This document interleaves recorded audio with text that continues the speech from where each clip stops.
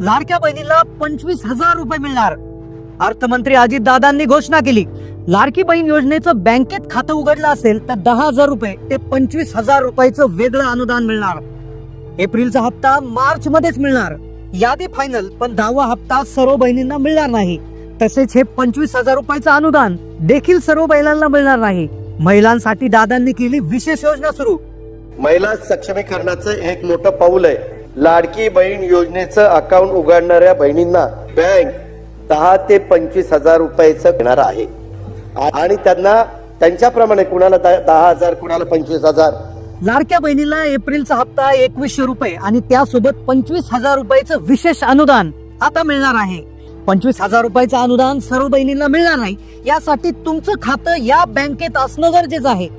25,000 रुपयाच्या अनुदानासाठी काही अटी शर्ती ठेवण्यात आलेल्या आहेत।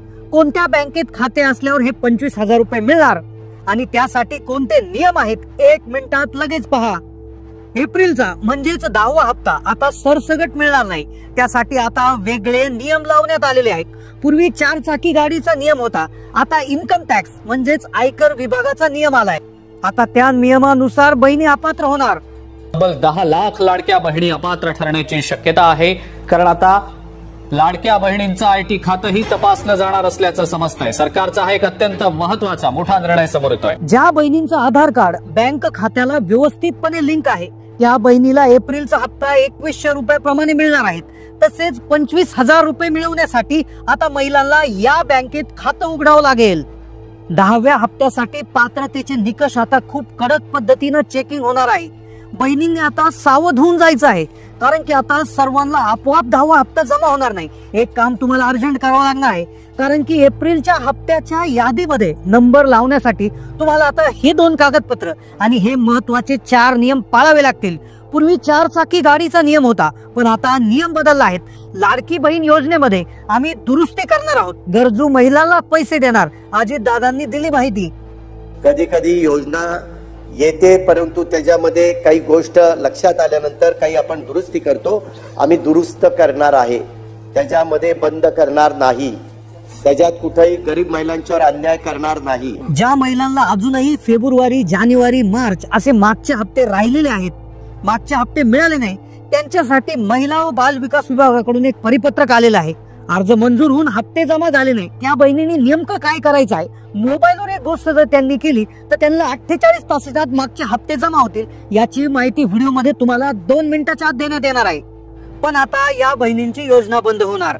आर्थिक परिस्थिती चांगली असतानाही योजनेचा ज्या बहिणींनी लाभ घेतलाय त्यांच्यासाठी आता ही योजना बंद होणार आहे। मागचे पैसे आम्ही घेणार नाही, पण पुढचे पैसे या बहिणींना मिळणार नाही, देवेंद्र फडणवीसांनी नियम सांगितला।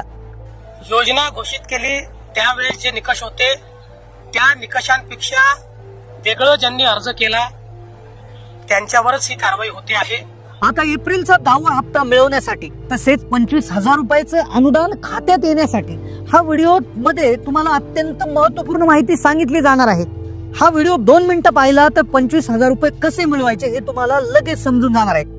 आजच्या व्हिडिओमध्ये आपण लाडक्या बहिणींसाठी 4 अतिशय महत्त्वाच्या गोष्टी पाहणार आहोत, ज्यामध्ये आपण एप्रिलच्या हप्त्यासाठी कोणते 2 कागदपत्र लागणार आहे, कोणते 4 नियम तुम्हाला पाळावे लागणार आहेत, कोणत्या बहिणी आता अपात्र होणार आहेत, कोणत्या बहिणीला 10वा हप्ता अजिबात मिळणार नाही, 25,000 रुपयाचं अनुदान मिळण्यासाठी काय पात्रता आहे, राहिलेले जे हप्ते आहेत ते केव्हा मिळणार आहे, त्यासाठी काय काम करावं लागेल, महिला बाल विकास विभागाने काय सूचना केलेली आहे, संपूर्ण सविस्तर माहिती तुम्हाला व्हिडिओमध्ये मिळणार आहे।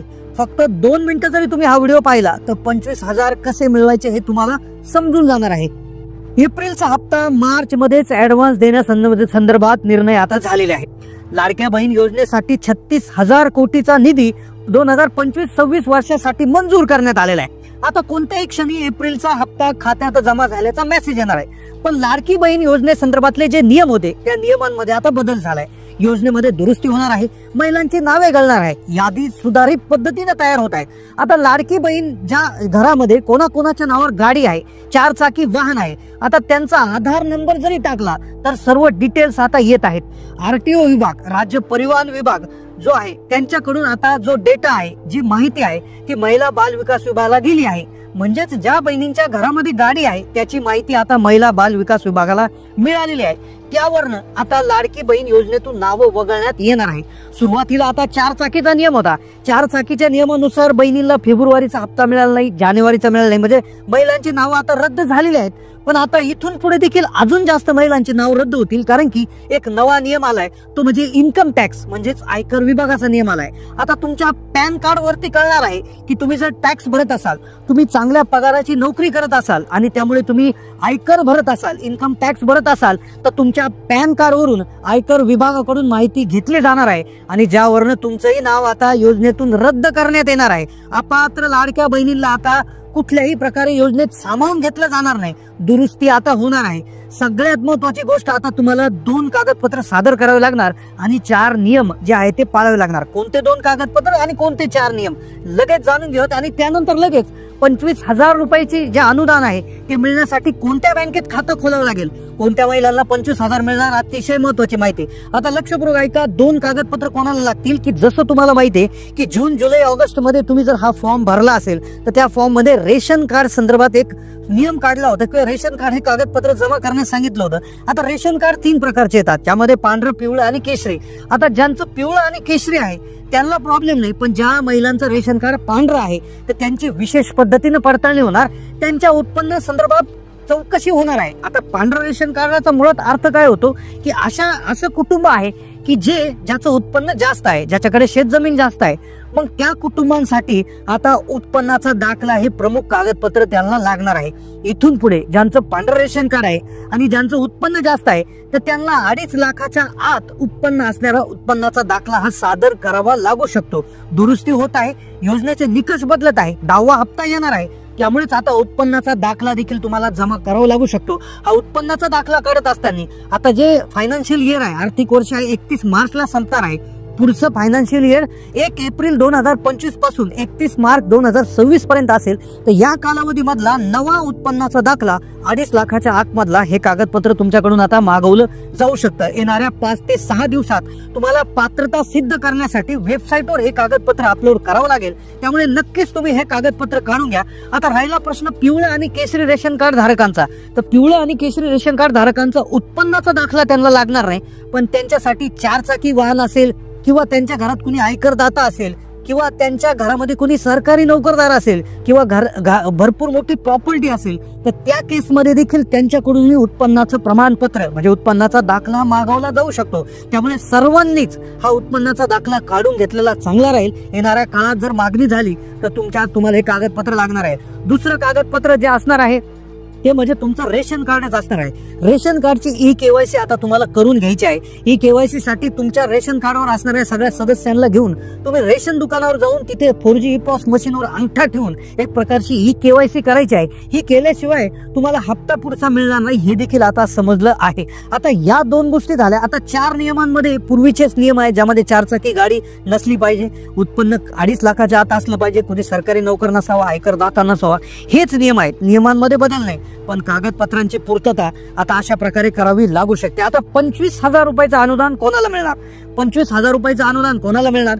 कोणत्या बँकेत खातं असल्यावर 25,000 रुपये तुम्हाला मिळणार आहे? आता लक्षपूर्वक ऐका, विधानसभेत बोलत असताना राज्याचे अर्थमंत्री अजितदादा पवार यांनी एक घोषणा केली. त्या घोषणेमध्ये त्यांनी सांगितलं की मुख्यमंत्री आणि दोन्ही उपमुख्यमंत्री आम्ही सगळेजण महिलांना जास्तीत जास्त फायदा मिळावा, महिला आर्थिकदृष्ट्या स्वावलंबी बनावा यासाठी आम्ही विशेष योजना सुरू करत आहोत.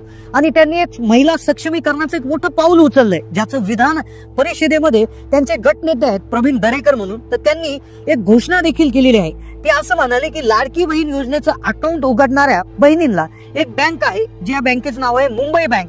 मुंबई बँक ही सहकारी बँक आहे. तर त्या बँकेच्या अंतर्गत महिलांना 10,000 ते 25,000 रुपयापर्यंत कर्ज मिळणार आहे. लक्षपूर्वक ऐका, कर्ज मिळणार आहे.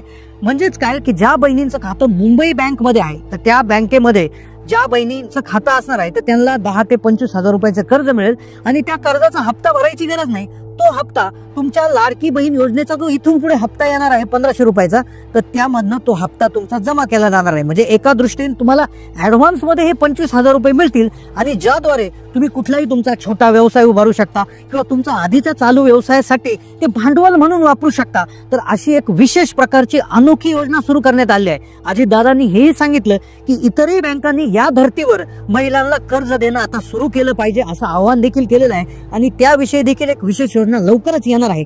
10,000 ते 25,000 रुपये आता मिळणार मुंबई बँकेत खातं असेल तर.